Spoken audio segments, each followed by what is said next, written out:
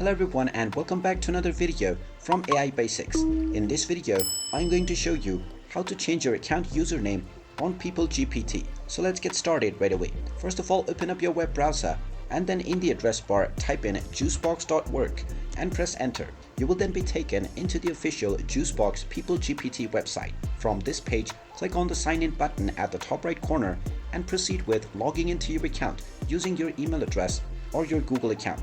After logging into your account, you will be taken into the home page, from which, in order to change your username, click on the account icon at the bottom left corner and you will be taken into your account settings. From your account settings page, you will find your full name right at the front. Click on the edit button at the right side and now you will be able to enter your desired new name right away.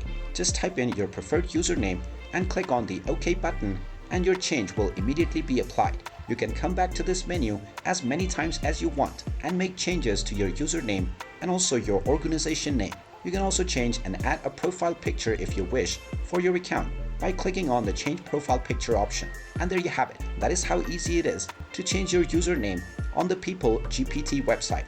If you find this video helpful, make sure you hit that like button and subscribe to our channel if you haven't done so already. Also ring that notification bell to never miss another update from us. Thank you for watching and I will see you again in the next video.